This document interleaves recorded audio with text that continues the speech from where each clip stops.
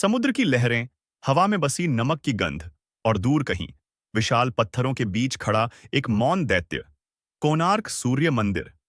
कहा जाता है यह मंदिर केवल पत्थर का ढांचा नहीं, यह समय का पहरा देने वाला ब्रह्मांड का घड़ीघर है।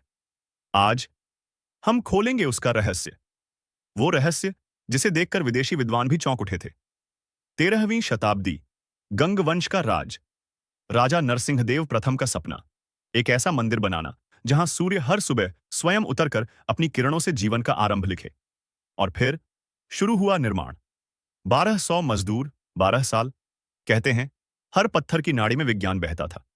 मंदिर का आकार एक विशाल सूर्य रथ, 24 पहिए, प्रत्येक पहिए में 8 आरे, हर एक पर समय, छाया और खगोलीय गणनाओं के गुप्त संकेत। यह मंदिर केवल पूजा का स्थान नहीं, यह समय की मशीन था। सुबह की पहली किरण सीधे गर्भगृह के द्वार से भीतर गिरती थी। ऐसा लगता मानो सूर्य देव स्वयं भीतर प्रवेश कर रहे हों। मंदिर के पहियों को ध्यान से देखिए। हर पहिया सूर्य घड़ी है। सिर्फ छाया देखकर समय बताया जा सकता था, और समय इतना सटीक कि आज के घड़ियाल भी शर्म खा जाए। मंदिर की दीवारों पर उकेरी गई नक्काशियां केवल कला नहीं, बल्कि चंद्र सूर्य चक्र, रथुओं का विज्ञान और खगोलीय गणनाओं की जिंदा किताब थीं। सदियों से एक सवाल, मंदिर अधूरा क्यों है? ऊपर का शिखर कहां गया? कुछ विद्वान कहते हैं शिखर पर एक विशाल चुंबकीय धातु की छोटी थी, इतनी शक्तिशाली कि समुद्र के जहाज अपने रास्ते भूल जाते थे। कुछ कहते हैं उस धातु की वजह से पूरा मंदिर एक विशाल कंपास की तरह काम करता था। और कुछ कथाएं कहती हैं उस ऊपर के बोझ से मंदिर धीरे धीरे धरती में धंसने लगा और फिर शिखर हटा दिया गया। पर सच्चाई क्या है? शायद समय ने निगल ली, या शायद किसी ने छुपा दी। आज मंदिर में सूर्य देव की मूल प्रतिमा नहीं है।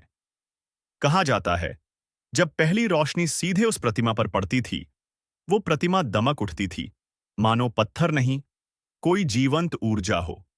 कुछ लोक कथाएं कहती हैं प्रतिमा में शक्तियां थीं, ऐसी शक्तियां जिन्हें देखना हर किसी के बस की बात नहीं।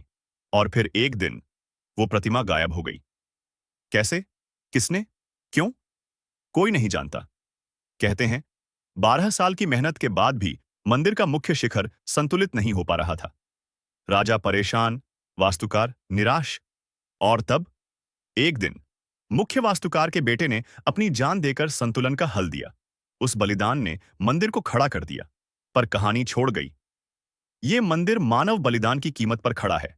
क्या यह सच है या सिर्फ लोक कथा? इतिहास चुप है। समुद्र तट पर खड़ा यह मंदिर आज भी सूर्य की चाल, छाया और दिशा को उतनी ही सटीकता से दर्शाता है। पर कई गणनाएं, कई रहस्य आज भी अनसुलझे हैं। क्यों इसका ज्यामितीय डिजाइन आधुनिक 3D इंजीनियरिंग जैसा है? कैसे बिना मशीनों के 100 टन के पत्थर उठाए गए? कैसे पहियों को इतनी सटीकता से बनाया गया कि वो आज भी समय बता सकते हैं? कहीं ये ज्ञान हम खो चुके हैं? कोणार्क सूर्य मंदिर भारत की वो धरोहर है जहां हर पत्थर किसी खगोलीय नियम की व्याख्या करता है।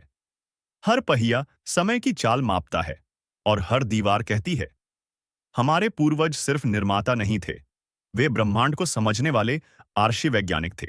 और शायद आज भी उस मंदिर में ढलती धूप के बीच सूर्य अपने रथ को रोककर हमसे यही पूछता है, क्या तुमने मेरे मंदिर का रहस्य समझ लिया?